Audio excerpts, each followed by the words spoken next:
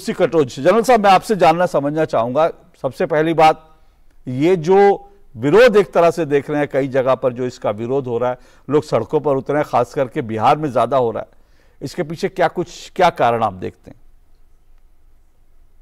शुक्रिया जी।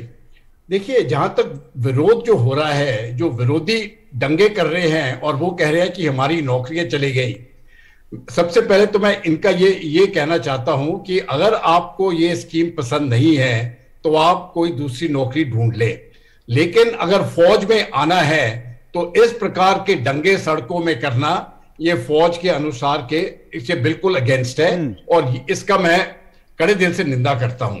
ऐसा नहीं होना चाहिए, क्योंकि जनरल साहब अगर आप देश की संपत्ति जला रहे हैं सड़क पर, तो मुझे लगता है आप बिना इम्तिहान दिए ही आप ऑलरेडी रिजेक्ट हो चुके हैं, आप भारतीय सेना का हिस्सा हो ही नहीं सकते, आप ऑलरेडी रिजेक्टेड हैं। ये तो सीधी बात में बिल्कुल सही कहा आपने। अगर आप इस प्रकार की कार्रवाई कर रहे हैं तो ये मैंने पहले भी बयान दिया है कि आप फौज के लिए फिट नहीं हो, आप कोई दूसरी नौकरी ढूंढे, फौज आपके लिए जगह नहीं है। एक, लेकिन मैं कुछ और कहना चाहता हूं जो मैं समझता हूं कि सरकार को इस विषय के ऊपर थोड़ा ध्यान देना चाहिए। अगर आप इस स्कीम को अगर आप देखेंगे, आप सिर्फ 1 साल के लिए मत देखिएगा, आप इसको पूरे स्कीम तक जब मैच्योर हो जाती है तब तक देखिए। और अगर वो इस प्रकार से चलता रहे तो इसका मतलब है, जैसे सरकार ने ऐलान किया है, 75% जो 100% लोग हैं उसमें सिर्फ 25% रखे जाएंगे। तो जब ये स्कीम पूरे तौर पर मैच्योर हो जाएगी, इसका मतलब है कि 25% जो लोग होंगे उनकी सर्विस होगी 4 साल से 20 साल सर्विस तक, और जो 75% होंगे उनकी सर्विस होगी 1 से 4 साल तक। क्या ये हमारे फौज के लिए ये सही परसेंटेज है? मुझे लगता है इसके ऊपर सोच विचार करने की बहुत जरूरत है, क्योंकि जो बेस लेवल है, जो सिर्फ मेजॉरिटी आपकी जो होंगी वो 1 से 4 साल तक की सर्विस वाले होंगे, क्योंकि बाकी तो हर साल निकलते जाएंगे, 4 साल के बाद तो निकल ही जाएंगे, सिर्फ 25% रखे जाएंगे। तो ये मैं समझता हूं यहां पर इनको कुछ तब्दीली या कुछ सोच विचार करने की जरूरत है, क्योंकि यहां पर फौज की फंक्शनिंग के लिए कुछ प्रॉब्लम आ सकता है। तो क्या विकल्प हो सकता है? विकल्प आपके हिसाब से क्या हो सकता है बेहतर? देखिए, जब आपने एक इन्फेंट्री बटालियन का हिसाब लगाइए, जहां पर फर्ज करो 800 लोग हैं, तो इन 800 लोगों में से 600 लोग, जब ये पूरी स्कीम मैच्योर हो जाती है, राइट, जब 100% जब चलने लग पड़ती है, अभी नहीं, अभी तो खैर आपके पास तो पुराने वेटरन सोल्जर्स हैं जिनको 20 साल लगेंगे या 16 साल लगेंगे रिटायर होने तक, राइट, लेकिन 16 साल के बाद हालात बदल जाएंगे। तो उस समय पर क्या होगा? अगर आपके साथ 800 लोगों की फौज है तो इन 800 लोगों में 600 लोग ऐसे होंगे जिनकी सर्विस 1 से 4 साल तक है। 6 महीने की ट्रेनिंग निकाल दो तो वो 3.5 साल के कम सर्विस वाले होंगे जिन्होंने इन्फेंट्री बटालियन में नौकरी की है।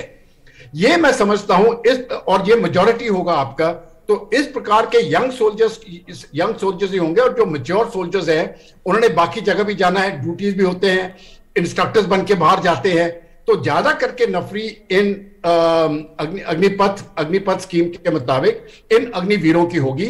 ये मैं समझता हूं, ये परसेंटेज मुझे सही नहीं लगती है इस समय पर, लेकिन मुझे इस बात का भी यकीन है कि ये आगे जाके ये तब्दीली हो सकता है। तो ये जो 25% 75% का स्कीम बनाया है, मैं समझता हूं इसके ऊपर बहुत सोच विचार और आगे सोच विचार करने की जरूरत है। दूसरी बात मैं ये कहना चाहता हूं, जहां तक ये बताया जाता है, देखिए, एक तो जो सिवेरेंस पैकेज दिया गया है ये मैं समझता हूं बिल्कुल सही है। 11 लाख रुपए से ज्यादा मिलेंगे 4 साल सर्विस करने के बाद, और उनकी पर्सनल सर्विस भी होगी जो 7-8 लाख रुपए हो सकती है। तो एक जवान जब वो चला जाता है तो उसके पास एक कॉम्पेंसेटरी पैकेज अपनी सेविंग का, और ये जो कॉम्पेंसेटरी का मिल रहा है, तो वो तकरीबन 20 लाख रुपए तक हो सकता है, या तकरीबन मुझे लगता है ऐसा ही होगा। तो उस नौजवान को एक नई जिंदगी स्टार्ट करने के लिए एक मौका है, लेकिन हर एक आदमी इस प्रकार की नौकरी नहीं कर सकेगा। तो जब पहले भी सरकार ने एश्योरेंस दिया है कि सेंट्रल आर्म पुलिस फोर्सेस में जो ये नौजवान है, अभी ट्रेंड है, ये ट्रेंड है, ये अच्छे जवान है, तो मुझे लगता है एक अभी सरकार को एक कानून बना देना चाहिए कि जब भी आप सेंट्रल आर्म पुलिस फोर्सेस की भर्ती कर रहे हैं, तो सिर्फ यहां से ही आप लोग लेंगे। अगर आप ये कर देंगे तो मैं समझता हूं जितने भी काफी हद तक जो दिल में लोगों के दिल में भ्रम है वो समाप्त हो जाएगा। जब पहली बार भी सरकार ने इस प्रकार से किया था, कोई 10-12 साल पहले, तब भी जो जवान भर्ती जो सेना से निकल गए थे 7-8 साल के बाद, उनको सीएपीएफ में नहीं लिया गया। उनकी जो बहुत रेजिस्टेंस आया वहां पर। तो मुझे लगता है कि इस रेजिस्टेंस को भी रोकना बहुत जरूरी है। तीसरी बात, जो सिविल सेक्टर में अगर आप देखोगे तो ये जो जवान जो है उसके 17.5 साल में आया है, वो क्लास 10 या क्लास 12 तक पास किया है इसने। तो अगर क्लास 12 भी पास किया है, उस लेवल की ट्रेनिंग नहीं होगी जो सिविल सेक्टर में इसको लाया जा सकेगा इस उम्र तक। तो उस विषय के ऊपर किस प्रकार से इनको रखना है, खास करके टेक्निकल सर्विसेज में, इसके ऊपर भी मुझे लगता है और बहुत ध्यान देने की जरूरत है। लेकिन इस समय पर ये इन्फेंसी पर है, ये अभी स्कीम शुरू हो रही है।